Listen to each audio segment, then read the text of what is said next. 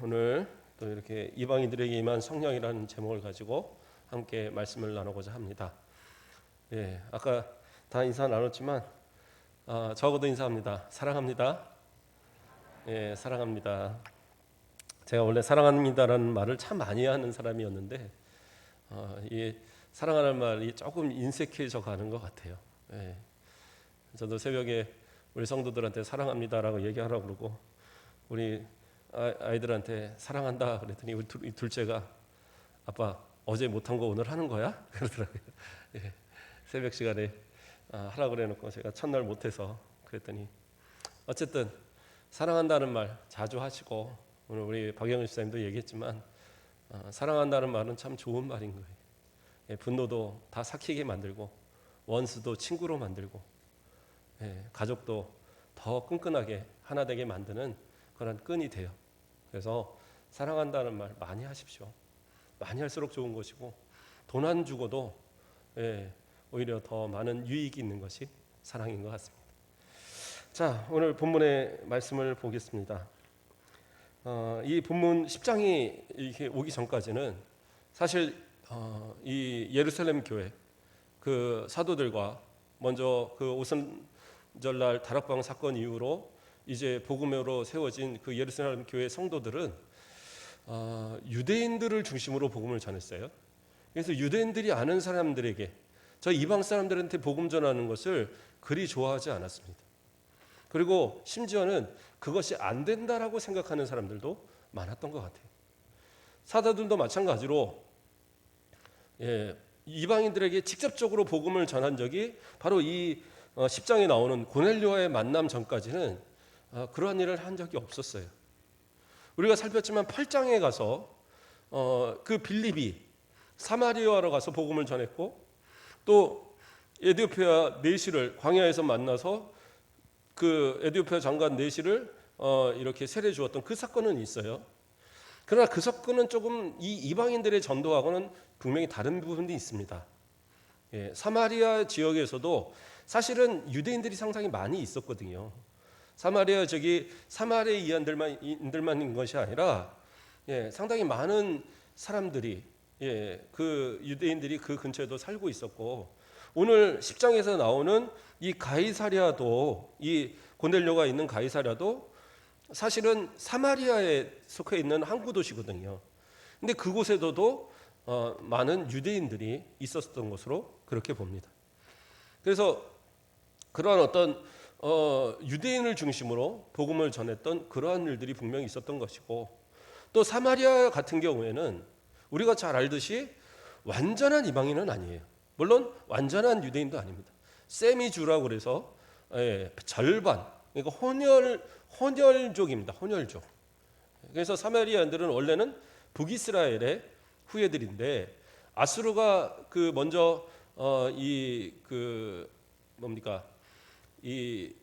북이스라엘을 멸망시킨 뒤에 그 혼혈 정책을 가졌어요. 이들이 나중에 반기하여 나라를 다시 세우지 못하도록 여러 민족을 서로 막 섞어 놓은 거예요. 섞어 놔서 강제로 결혼시키고 그렇게 해서 사마리아 사람들이 이렇게 혼혈족이 돼 버린 겁니다. 그래서 이스라엘 사람들은 상당히 그 싫어하고 무슨 개처럼 여기고 그러한 민족이 사마리아인들이었어요. 그러나 또 한편으로는 사마리아인들은 반쪽은 유대인이기 때문에 그들이 하나님을 믿는다는 건 분명한 사실이에요. 믿는 방법이 잘못됐을 뿐이지 믿는 건 분명합니다. 그렇기 때문에 가서 사마리아에서 빌립이 복음을 전하고 또 베드로와 요한이 거기 가서 그들에게 말씀을 전하고 또 세를 베풀고 했던 그러한 일들이 성령의 어떤 임재를 이렇게 두고 기도하고 했던 일들이 그것이 전혀 이 유대교와 관계없는 사람들에게 준 것은 아닌 거예요. 또 마찬가지로 에디오피아의 그 장관 내시도 에디오피아가 지난번에도 말씀드렸지만 그 유대 그 누굽니까 다윗 왕 그 이후에 솔로몬 왕 때부터 솔로몬 왕 때에 그 에디오피아의 시바 여왕이 찾아왔었잖아요. 찾아와서 예물을 드리고 거기서 말씀을 듣고 그리고 이제 회심한 뒤에 돌아가서 유대교를 계속 에디오피아는 가지고 있었고 지금도 그 유대교의 맥이 에티오피아 사람들 가운데 남아 있어요. 많지는 않지만. 그래서 그 오랜 유대교의 전통을 갖고 있는 에티오피아이기 때문에 거기 사람이 복음을 받았다고 그래서 또 그것이 그렇게 문제가 될 상황은 아니었던 겁니다. 근데 일반적인 유대인이 아닌 일반적인 이 유대교와 아무런 관계가 없는 그러한 이방인들 가운데 예수 그리스도의 복음을 받은 것은 어떻게 보면 고넬료가 처음이 되는 거예요. 그래서 이 사건이 중요한 것은 뭐냐? 이 사도행전이 쭉 이어오면서 그 맥을 갖고 있어요. 처음에 그 오순절 다락방 사건으로 일어났던 곳이 어디입니까? 예루살렘이잖아요. 예루살렘으로부터 복음의 역사가 일어나면서 하루에 막 5천 명, 3천 명 회개하는 역사가 일어났고, 그들이 다 예루살렘에만 머무는 것이 아니라 유대 전 지역으로 퍼지면서 곳곳에서 복음으로 그 성도들의 수가 불어나 있었거든요. 그래서 예루살렘을 통해서 유대까지의 이 퍼진 이 복음의 역사는 상당히 컸어요. 그러나 이들이 복음을 전하는데 그 자신들 유대인들에게는 복음을 적극적으로 전했어도 이방인들에게 또는 사마리아나 이방인들에게 복음을 전하는 데 있어서는 소극적이었던 겁니다. 이후에도 마찬가지입니다. 이후에도 바울의 그 전도가 본격적으로 이루어진 이후에도 베드로가 안디옥에 방문했을 때 어떻게 해요? 이방인들과 같이 식탁에 교제를 나누고 함께 교제를 나누다가 저기 다른 유대인들이 오니까 그 자리를 피해버렸어요. 그랬더니 이유가 뭡니까? 유대인들에게 책망받기 싫었던 거예요. 그것으로 인해서 그 바울이 베드로에게 무슨 노망 들었냐고 아주 호되게 이 야단을 치는 모습이 나오거든요. 나이도 한참 위에 선배고 사도이신데 자기도 나도 사도야 그러면서 이제 이렇게 맞먹는 그런 모습이 되면 안 되는데, 그 사건 자체가 너무나도 예수님의 어떤 그 뜻에 맞지 않다 생각해서 강력하게 제지했거든요. 왜 베드로는 그런 모습을 가졌냐면, 이방인들과 함께 식사를 하거나 또는 그들의 집에 방문하거나 그런 일 자체가 유대인들은 금해 있었어요. 그것은 뭐 성문화됐다기보다는 일반적인 그들이 내려오는 장로의 유전에 그것을 금하고 있기 때문에, 그래서 그들과 함께 먹고 마시고 그 집에 들어가서 교제하는 것은 곧 그들의 죄를 우리가 함께 먹고 마시는 그러한 것과 마찬가지로 그렇게 생각했던 겁니다. 그래서 이 유대인들 그리스도인임에도 불구하고 이방인들에게 복음 전하는 것을 대단히 소극적으로 여겼던 거예요. 그런데 이들이 복음을 전하지 않으니까 어떻게 해요? 하나님께서 강권적인 역사로 그 핍박을 통해서 스데반의 순교 위에 핍박을 통해서 이들이 흩어지면서 유대 전 지역뿐만 아니라 이방의 지역으로 흩어지는 거죠. 그래서 사마리아까지 가고, 그래서 빌립이 복음을 전하는 역사가, 그래서 예루살렘과 유대와 그 다음에 사마리아 이어졌죠. 이제는 뭐예요? 땅끝. 이제는 이방인들에게 갈 차례란 말이에요. 그 차례가 시작이 된 곳이 바로 오늘 이 10장에 나오는 고넬료의 전도가 되는 거예요. 그러니까 이 사도행전은 상당히 치밀하게 이 복음의 역사를 전개를 하고 있고, 예수님께서 승천 직전에 말씀하신 그 사도행전 1장 8절에 그 말씀이 그대로 순서대로 재현이 되고 있는 겁니다. 그래서 베드로의 이 전도, 이 사건 이후에 이제 점점 바울에게로 넘어가는 그러한 이제 역사가 나타나게 되는 겁니다. 자, 그런데 오늘 이 그 본문에 나오는 고넬료, 이 고넬료는 그러면 어떤 사람이냐?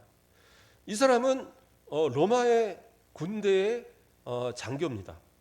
아주 높은 장교는 아니고 우리로 말하면 한 중대장 정도 되는, 한 100명 정도, 뭐 한 200명 정도 그 정도 이내의 군대를 이끄는 백부장이에요.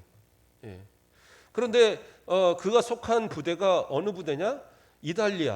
이탈리아인으로 구성된 그러한 군대입니다.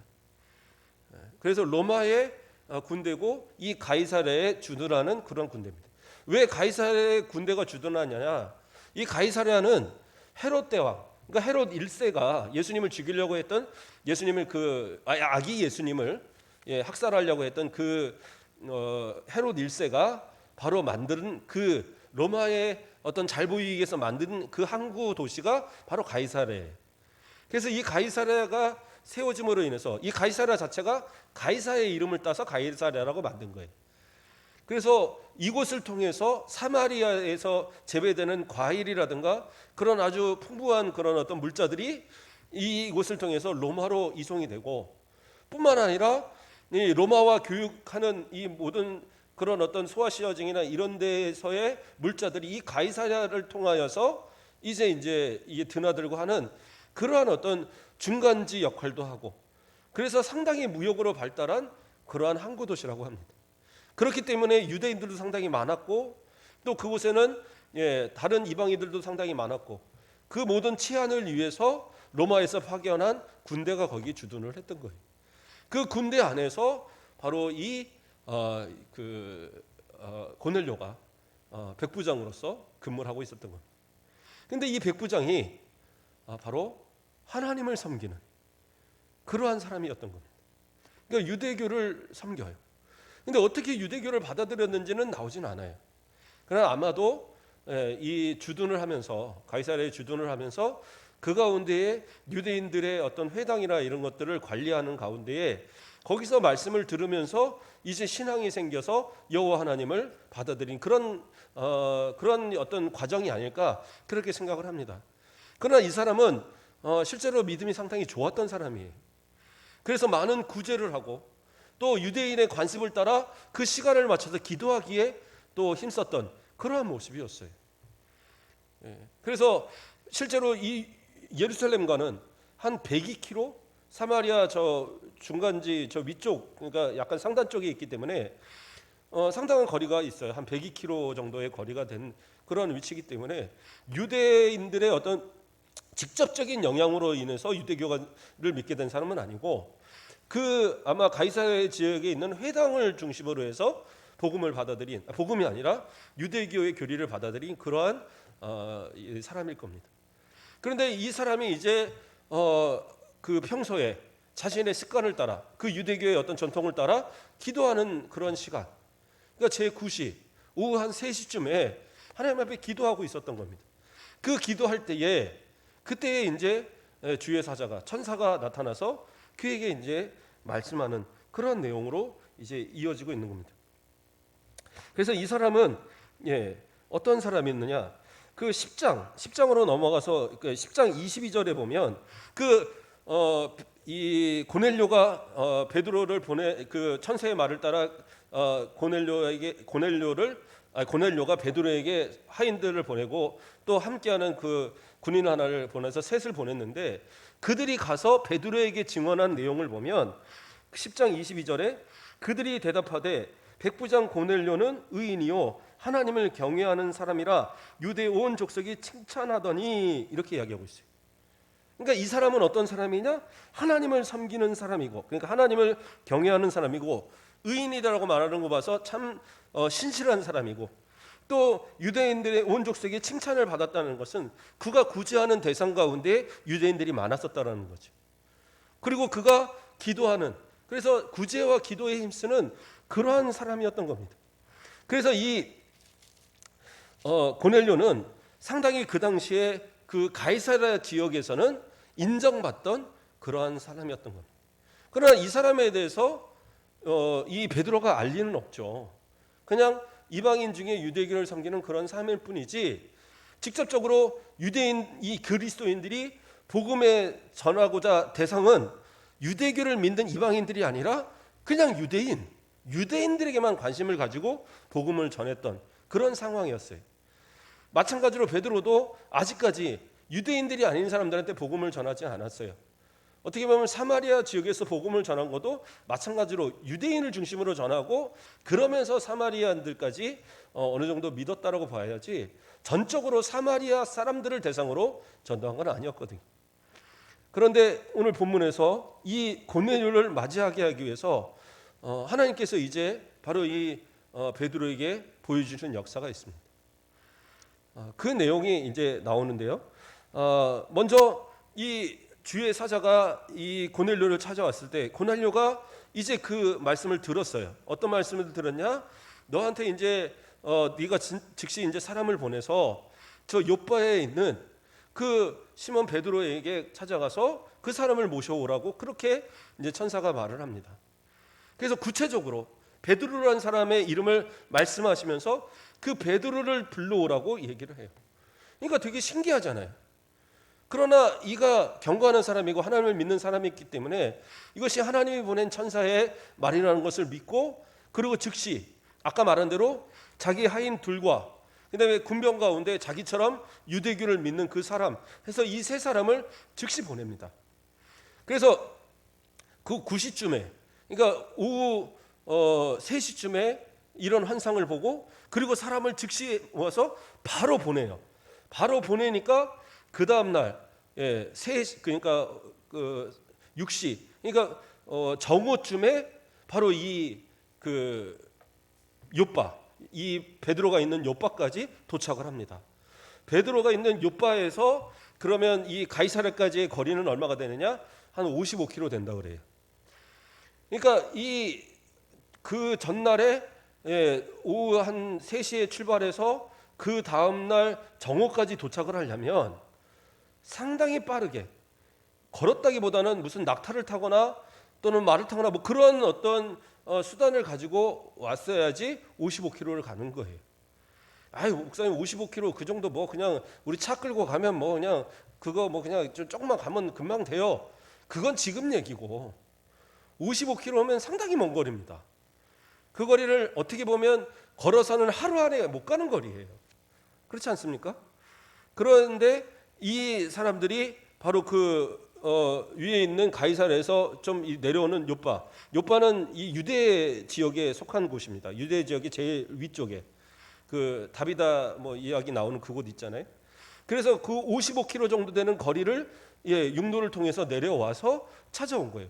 그러니까 이 고넬료는 이 천사의 말을 듣자마자 즉시 보낸 거예요. 사람들을 즉시 보냈고, 그들은 쉬지 않고 밤낮을 걸려서 바로 이 요빠가 있는 성까지 다가옵니다. 그래서 요빠가 있는 성에 거의 이르렀을 때 이제는 어떻게 해요? 하나님께서 베드로에게 역사를 하십니다. 베드로가 이제 아침 기도를 마치고 또 이제 그 활동을 하다가 오후 기도 시간이 됐는데 무슨 일인지 식사 때를 놓쳤어요. 그 유대인들은 아침에 그 9시에, 그러니까 성경으로서는 3시가 되죠. 3시에 기도를 하고 그리고 나서 아침을 먹었다고 그래요. 그러니까 보통 9시에 식사를 한 거죠. 그러니까 기도문을 이렇게 외우니까 무슨 1시간씩 기도하는 건 아니니까 그 기도문을 외우고 그 다음에 이제 식사를 하는데 그때를 놓친 거예요. 그리고 정오의 때가 있어서 기도의 시간이 되었을 때에 그가 이제 옥상으로 올라가서 기도를 하는데 너무 배고프니까 그 하인들에게 또는 그 같이 있는 그 사람들에게 식사 부탁을 하고 본인은 올라가서 기도하는 거예요. 근데 그 배고픔을 한참 느끼고 시장한 그 가운데에 그때 하나님께서 환상을 보여주십니다. 어떤 환상을 보여주시냐? 하늘에서 큰 보자기 같은 것이 내 귀퉁이가 끈에 매달려서, 사방으로 끈에 매달려서 그것이 땅으로 이렇게 쭉 내려오는 거예요. 그 환상을 보면서 야, 저것이 뭐지? 하고 이렇게 보고 있는데 그 안에 짐승들이 들어있는 거예요. 그래서 네 발로 다니는 짐승, 기르는 짐승, 나는 짐승, 그러한 여러 짐승의 종류들이 각종 종류들이 거기 들어있는 겁니다. 그래서 어떤 사람들은 이것이 모든 어떤 사람들, 모든 민족과 모든 사람들을 다, 유대인과 이방인들을 다 포함한 그러한 모든 사람들을 다 대표하기 위해서 모든 각종 동물들을 다 집어넣은 것이다, 이렇게 표현을 하는데, 근데 그건 아니에요. 왜 그건 아니냐면 그 사건을 볼 때에 그 안에 있는 동물들을 보면서 하나님께서 그것을 먹으라 얘기를 하셔요. 먹으라, 잡아 먹으라.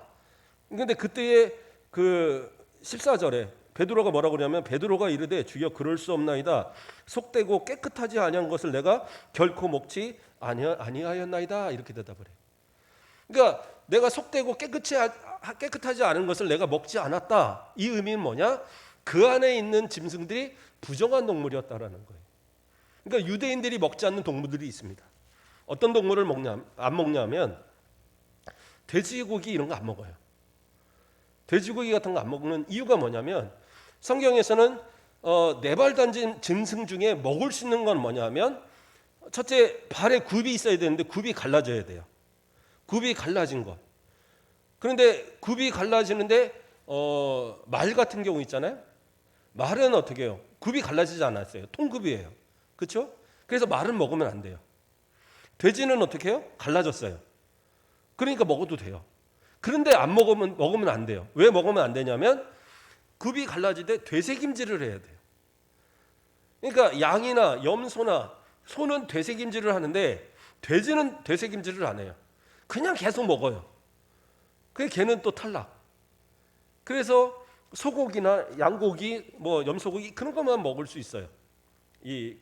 저 네 발 달린 짐승 중엔.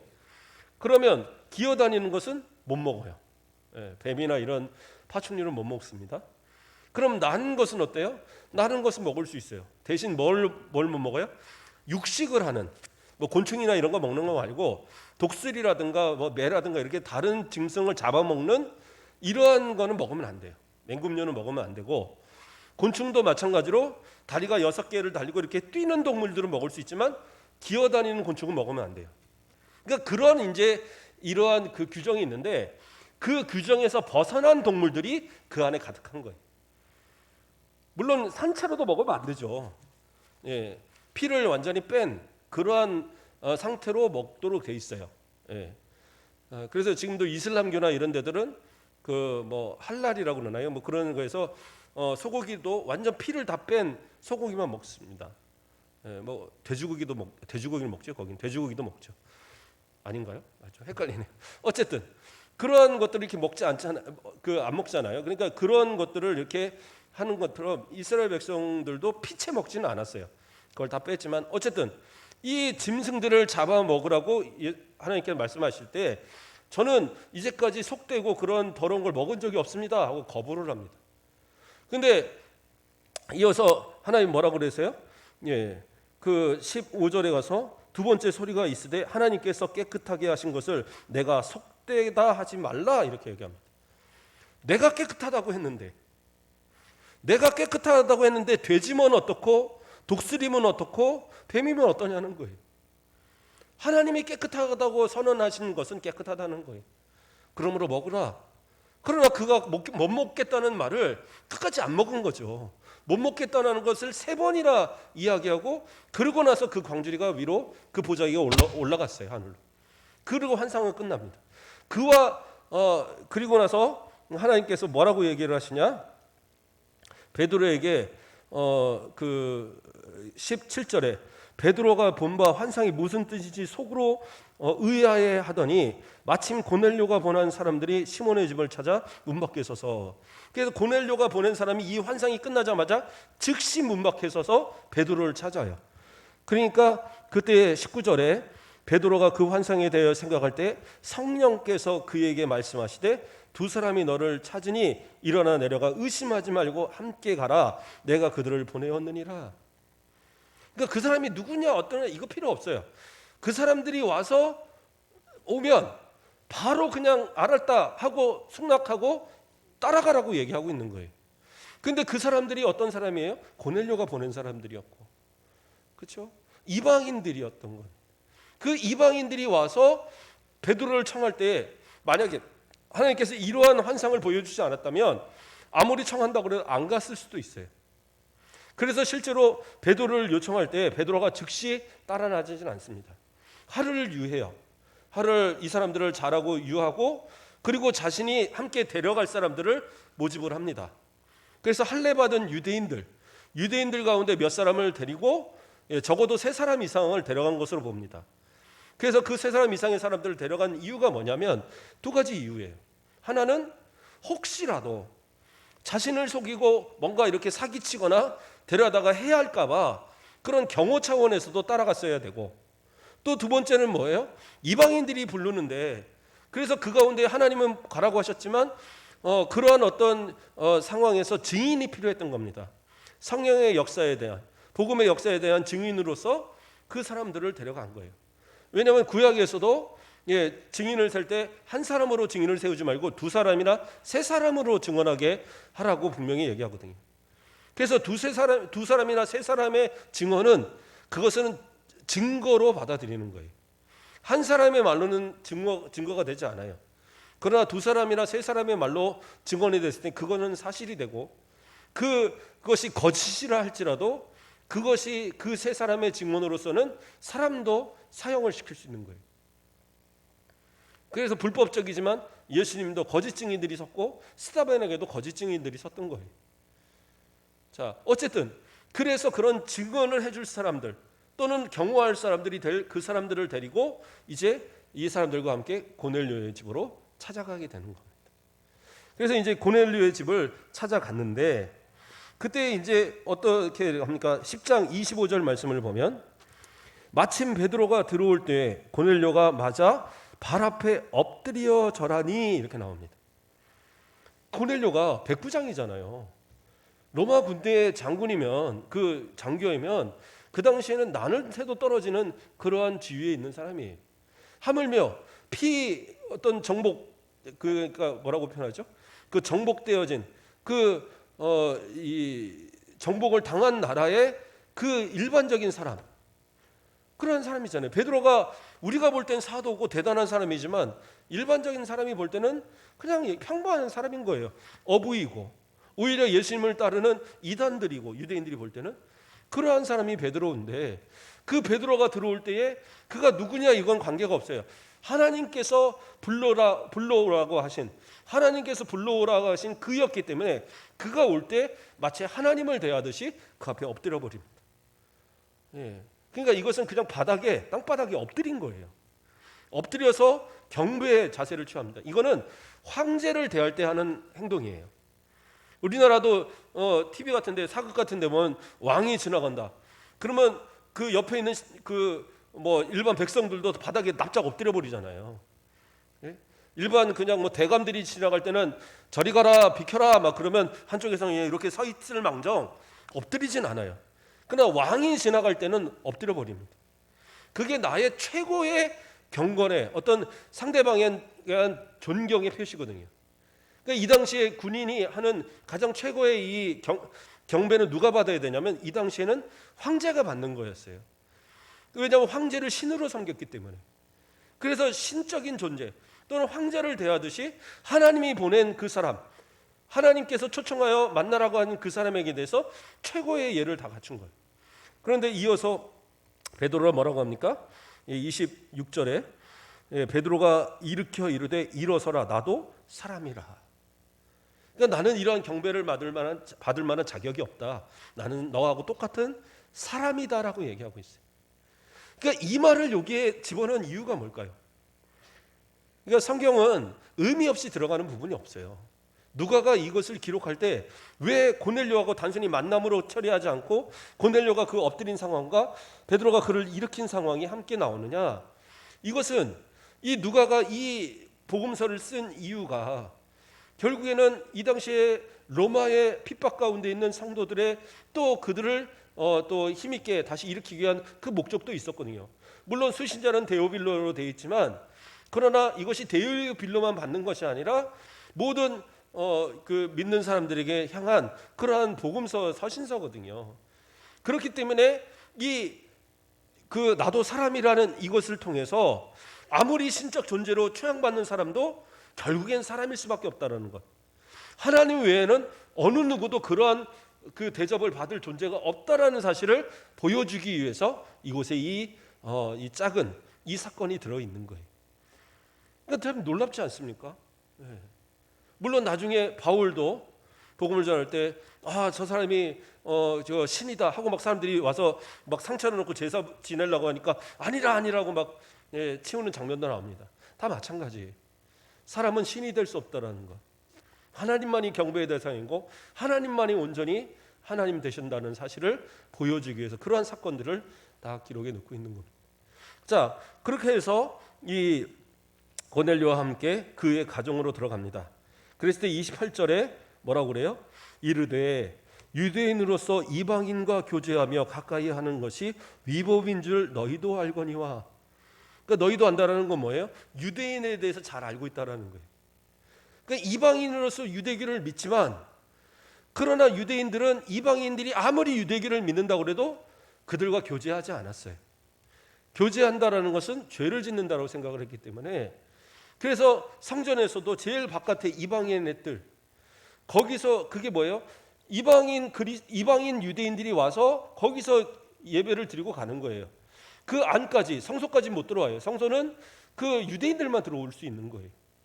그래서 그 바깥에 있는 뜰, 이방인의 뜰, 가장 바깥에 있는 그 뜰에 누가요? 유대인이 아닌 유대교를 받아들인 이방인들이 저 멀리서부터 예루살렘을 향하여 경배하기 와서 거기서 예배 드리고 그냥 가는 거예요. 어떻게 보면 그냥 담벼락만 만지고 가는 겁니다. 그런데 그곳에서 사람들이 막 장사를 하고 돈 바꿔주고 양을 팔고 소를 팔고 막 그러니까 예수님께서 그 양들을 다 풀어서 내쫓고 돈을 다 업고 막 그러셨던 거잖아요. 그러면서 그 하나님의 집은 기도하는 만민이 기도하는 집인데 강도의 구려를 만드냐 그러면서 그렇게 성전 정화 사건을 했거든요. 물론 성전에서 그 파는 사람들은 이유가 있었어요. 가이사에게 가이사의 얼굴이 들어있는 세상의 동전은 성전에는 쓸 수 없다. 그래서 성전에 쓸 수 있는 동전을 따로 만들어서 바꿔줬던 거예요. 그러면 그 바꿔진 동전을 가지고 헌금계에다가 이렇게 붓는 겁니다. 그러면 그 뚜루룩 떨어지는 소리가 이렇게 착 나면서 사람들이 저 사람은 그렇게 헌금 많이 하네? 이제 이렇게 됐던 것이 그렇기 때문에 동전을 바꿔줬던 거예요.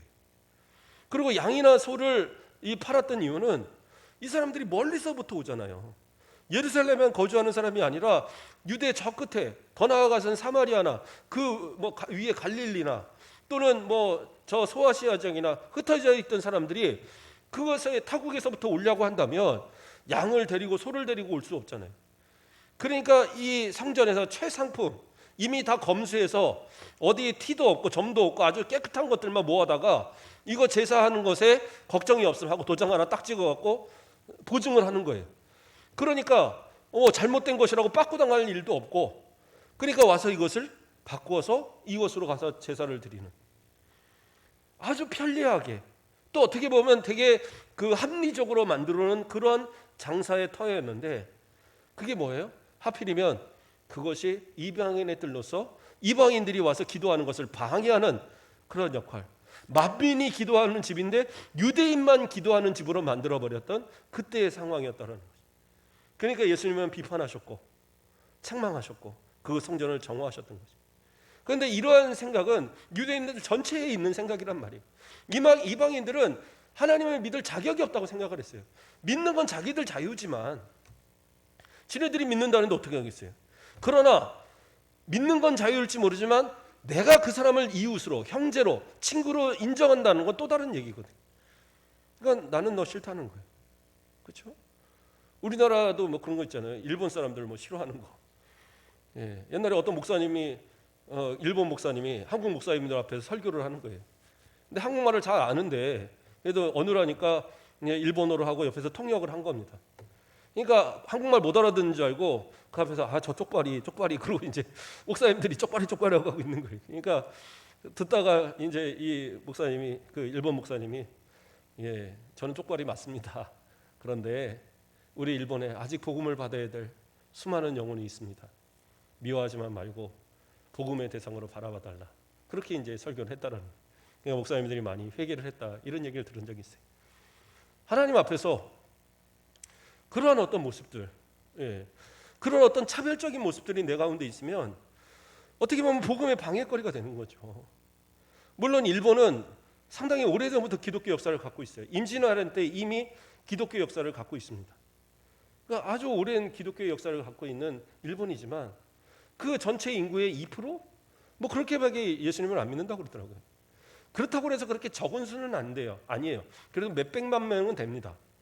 그런데 그러한 수많은 수천만 명의 사람들이 아직도 예수를 모르고 있는데 그들에게 복음을 전하는 데서 바로 옆 나라인데 우리가 저 태국, 저 인도네시아, 저 아프리카, 저 심지어 유럽까지도 다시 선교사를 파송하는 그런 나라인데 일본을 향해서는 너무나도 소극적이었다는 거예요.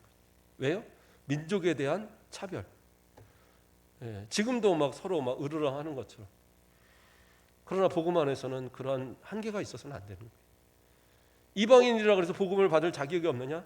그것이 아닌데 오히려 예수님께서는 이 사도행전 1장 8장에서 땅끝까지 이르러 복음을 전하라고 분명하게 말씀하셨는데, 그런데 유대인들의 관습에 따라 복음을 전하지 않으니까 어떻게 해요? 하나님께서 강제로 복음을 전하도록 만드신 거예요. 그래서 이 유대인들은 그렇게 함께 만나는 것이, 함께 교제하는 것이 위법인 줄 너희도 잘 알지 않느냐? 그런데 어떻게 하나님께서 내게 지시하사 아무도 속되다 하거나 깨끗하다 하지 말라 하시기로 부름을 사양하지 아니하고 왔노라, 이렇게 하고 있어요. 그러니까 하나님께서 그 환상을 보여주셔서 내가 거룩하다 한 것을, 내가 깨끗하다 한 것을 네가 왜 부정하다 하느냐 하고 그걸 3번에 걸쳐서 그에게 경고하신 그 사건을 딱 듣고 이게 왜 이런 말씀을, 이런 것을 보여주셨지 했을 때에 그 이방인들이 와서 나를 찾았단 말이에요. 그러니까 아하, 이 말씀이구나 해서 내가 이렇게 따라왔다, 이렇게 이야기하는 거예요. 그리고 거기에 들어가니까 고넬료가 뭐라고 얘기를 하느냐, 30절에 고넬료가 이르되 내가 나흘 전 이맘때에 내 집에 제 굿이 기도하는데 갑자기 한 사람이 빛나는 옷을 입고 내 앞에 서서 하면서 이제 이 베드로를 데려오게 하는 이 사건에 대해서 쭉 이야기를 한 거예요. 그리고 이제 33절에 내가 곧 당신에게 사람을 보내었는데 오셨나이다, 잘하였나이다. 그 다음 구절이 중요합니다. 이제 우리는 주께서 당신에게 명하신 모든 것을 듣고자 하여 다 하나님 앞에 있나이다, 이렇게 하고 있어요. 그러니까 당신을 통한 하나님의 말씀을 듣기 위해서 우리는 하나님 앞에 있다. 지금 베드로 앞에 있는 것이 아니라 베드로는 하나님의 말씀을 전하는 것이고 우리는 그 말씀을 받을 준비가 되어 있고, 그리고 우리는 지금 하나님 앞에서 이 말씀을 듣고 있습니다. 이거 엄청난 고백을 하고 있는 거예요. 유대인들조차 이 정도의 마음을, 이 정도의 고백을 할 만한 사람들이 과연 얼마나 있었겠어요. 그러나 이 이방인의 장교였던 그 사람이 자신의 집안의 사람들을 다 모아놓고, 그리고 그 사람들과 함께 지금 내게 보내신, 하나님께서 보내신 이 사람의 말이 하나님의 말씀인 것으로 믿고 어떤 말을 하든지 어떤 말씀을 하든지 내가 그것을 하나님 앞에서 받겠습니다. 그리고 이제 베드로가 하나님 예수 그리스도에 대해서 그 복음을 전하시는 거예요. 그러면서 이제 34절에 베드로가 입을 열어 말하되 내가 참으로 하나님은 사람의 외모로 보지 아니하시고 각 나라 중 하나님을 경외하며 의를 행하는 사람을 다 받으시는 줄을 깨달았나이다. 뭐예요? 하나님께서는 유대인이나 이방인이나 이런 구분이 아니라 하나님을 섬기고 또 하나님께서 택하신 그 사람이라면 그 사람이 어떤 사람이든 간에 반드시 구원하신다는 사실을, 그것이 하나님의 계획이라는 사실을 이제 깨달았다라는 거예요. 그 전까지는 베드로도 구원은 유대인에게만 있지, 할례를 받아야 되는 거지, 이런 생각을 했는데, 그러나 이 이방인은 어떻게 해요? 그렇지 않은데도 불구하고 하나님을 경외하고 하나님께 말씀을 받고자, 이것이 하나님 앞에서의 말씀이다라고 인정하고 딱 받는 거예요. 그 베드로는 놀랍죠. 유대인들도 이러한 복음을 전해도 받지를 않는데 이방인이 복음을 받겠다고 엎드리고 있는 거예요. 그래서 예수 그리스도에 대해서 쭉 설명을 합니다. 그래서 42절에 가서 뭐라고 나옵니까? 우리에게 명하사 베드로에게 전도하여 하되, 좀 더 43절에요. 그에 대하여 모든 선지자도 증언하되 그를 믿는 사람들이 다 그의 이름을 힘입어 죄사함을 받는다 하였느니라. 그러므로 예수 그리스도만 믿어야지 구원을 받습니다, 이 이야기를 한 거예요. 예수님의 이 십자가에 대한 이야기들과 쭉 이야기를 해오면서, 그런데 그 다음에 어떤 일이 일어났냐면 44절에 베드로가 이 말을 할 때에 성령이 말씀 듣는 모든 사람에게 내려오시니, 그러니까 성령의 역사가 일어난 거예요. 물론 이것은 오순절 다락방의 성령의 역사는 아니죠. 성령이 내주하시는 역사, 그 증거로 성령의 충만의 은사가 나타난 겁니다. 어떤 은사가 나타났냐면 46절에서 이는 방언을 말하며 하나님을 높이 들리미로라. 그 방언이 터져버리는 거예요. 말씀을 듣던 그 이방인, 이 고넬료와 그 있는 사람들이 오순절 다락방 때에 성령의 체험이 있을 때 방언이 터져서 나아가서 외칠 때에 사람들이 막 알아들었던 그러한 역사가 있던 것처럼 그 동일한 방언은 아닐지라도 성령의 역사를 통한 방언이 터져났던 거예요. 그러니까 이것을 보면서 깜짝 놀랐습니다. 왜요? 이 사람들은 그리스도인도 아니에요. 아직 세례를 안 받았어요. 유대교인이라 하지만 할례를 받지 않은 이방인들입니다. 그런데 그들이 말씀을 할 때 성령의 체험이 일어난 거예요. 오순절 다락방의 사건처럼. 그래서 어떤 사람은 이것이 이방인들을 향한 제2의 오순절 다락방 사건이다, 이렇게까지 표현하기도 합니다. 그런 것처럼 엄청난 역사가 일어난 거예요. 그러니까 이것을 보고 깜짝 놀랐습니다. 그래서 47절에 이에 베드로가 이르되 이 사람들이 우리와 같이 성령을 받았으니 누가 능히 물로 세례를 줌을 그 말이요. 세례를 받고 성령을 받은 게 아니라 성령을 미리 받아버렸어요. 그러니까 뭐예요? 이건 세례를 안 줄 이유가 없는 거예요. 그렇잖아요. 이미 성령이 받았다는 것은 뭐예요? 이미 구원받았다는 거예요. 이미 예수 그리스도를 영접했다는 거예요. 이 말씀을 듣는 사이에 벌써 예수 그리스도를 영접했어요. 결신 이런 거 필요도 없어요. 먼저 예수님을 믿어버린 거예요. 그러니까 성령이 임하셔서 성령의 역사로 방언이 터지고 그들이 하나님을 영광을 돌리고 예수 그리스도의 이름으로 하나님께 영광을 돌리는 그런 역사가 막 일어난 겁니다. 그러니까 베드로가 어떻게 세례를 줌을 금하겠느냐, 이 얘기를 하는 거예요. 그러면서 명하여 뭐라고 그래요? 예수 그리스도의 이름으로 세례를 베풀라. 누구에게요? 함께한 사람들에게 그렇게 하는 거예요. 45절에 베드로와 함께 온 할례 받은 신자들이 이방인들에게도 성령 부어 주심을 말미암아 놀랐어요. 그러니까 사람들이 깜짝 놀란 겁니다. 그러니까 베드로뿐만 아니라 함께 온 그 할례 받았던 유대인들도 증인으로 그것을 보기 위해서 또는 베드로를 지키기 위해서 함께 호위하여 왔던 이 사람들이 이 사건을 보고 깜짝 놀란 거예요. 그런데 이들을 향하여서 이제 베드로가 뭐라고 하면 너희들이 세례를 주어라, 이렇게 이야기하고 있어요.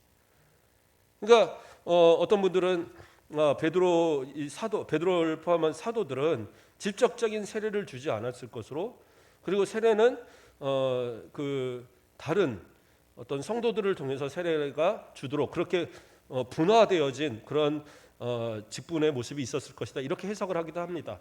그 말이 전혀 틀린 건 아닌데, 그러나 이제 문맥상 보면 이것은 뭐냐면 이들을 증인으로 데려왔잖아요. 그러니까 확실하게 이들이 증인의 역할을 하게 하는 거예요. 그들이 세례를 줌으로 인해서 이들이 가서 증언할 거 아니에요. 베드로가 알아서 독단적으로 세례를 준 게 아니라 성령의 임하는 모습을 보고 그가 그리스도인이 됐다는 것을 확인하고, 그 다음에 우리가 어쩔 수 없이 그 사실을, 예수 그리스도의 그 이루신 사실, 하나님의 그 사실을 우리가 눈으로 보고, 그리고 그들에게 세례를 베풀었다고 인정하도록, 증언하도록 그들에게 세례를 베풀도록 한 겁니다. 이름으로 인해서 이 고넬료의 사건을 시작으로 복음의 역사는 이후에도 아직 유대인들에게 복음을 전하는 그 유대인들 외에 다른 사람들에게 복음을 전하기를 꺼려했던 예루살렘 교회와 그 성도들에게 바로 이 고넬료의 사건을 통해서 이방인들도 예수를 믿을 수 있구나, 이방인들도 복음의 대상이 되는 것이구나. 예수님께서 너희가 성령을 받으면 어떻게 해요? 예루살렘과 온 유대와 사마리아와 땅끝까지, 거기서 땅끝이 바로 유대인이 아닌 이방인들이구나 하는 이 사실을 깨닫게 되는 계기가 바로 이 10장에 나오는 고넬료의 사건이었다는 사실. 저와 여러분도 마찬가지입니다.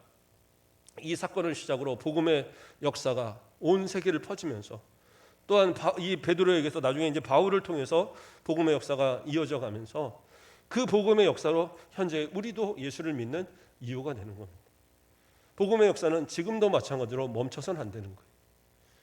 베드로에게 역사하시고 고넬료에게 역사하셨던 하나님은 지금도 동일하게 우리를 통해서 복음의 역사가 일어나기를 소망하고 있습니다. 이 사람은 절대 안 되라고 생각하는 그 사람들도 복음의 대상이에요. 우리가 새벽에 계속해서 사랑에 대한 것을 이야기했지만, 사랑의 최고의 사랑의 극치는 뭐예요? 원수를 사랑하는 거예요. 도저히 사랑할 수 없는 사람까지 사랑하고 용서하고 그들을 그리스도인으로, 형제로 받아들이는 것, 이것이 우리가 오늘날 행해야 될 진짜 그리스도인의 사랑의 또한 복음의 모습이다라는, 일주일 동안 살아가시면서 만나는 모든 사람들에게, 그래요, 오늘 우리 찬양을 통해서 또 우리 박영구 집사님도 그렇게 함께 이렇게 이야기했지만, 한번 사랑합니다라는 고백, 또 예수 그리스도의 이름으로 사랑한다라는 고백들을 많이 해보시고, 또 복음을 좀 전해보시고, 포기하지 말고. 우리 기도 써내신 거 제가 쭉 읽어보니까, 나이 연세 있으신 분들은 절반 이상이 다 내 자녀들 믿음 똑바로 신앙생활 했으면 좋겠습니다.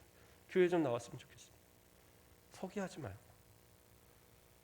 내 생명 다하는 그 마지막 순간까지 자꾸 얘기하세요. 청개구리도 수없이 얘기하니까 마지막에 어머니가 끝까지 믿었어야 되는데, 이 청개구리 엄마가 아들을 못 믿고 마지막에 가서 나를 저 산에 묻지 말고 물가에 묻어다오. 근데 어떻게 해요? 그 마지막 순간에는 들었다는 거예요. 우리 아버지, 우리 어머니 마지막 소원인데, 물가에 묻어드려야지. 끝까지 산에다 묻을 거를 생각했던 것 같아요. 그래서 개굴개굴 운다라는 전설이 있잖아요. 그러지 마시고 지금 살아있는 동안에 그 자녀들에게 한 번 더 사랑한다, 한 번 더 예수 믿자, 한 번 더 우리 교회 가자.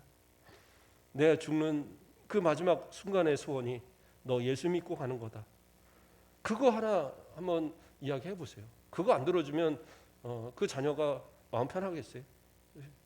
그렇게 좀 거룩한 부담을 자꾸 주시고, 그러면서 포기하지 말고 올 한 해 가는 동안에 내 안에 내가 정말 책임져야 될 그 수많은 사람, 어쩌면 천국 갈 때 방주가 있다면 그 방주에 태울 수 있는 모든 사람을 내가 다 전도할 수 있는 좀 그러한 믿음의 사람.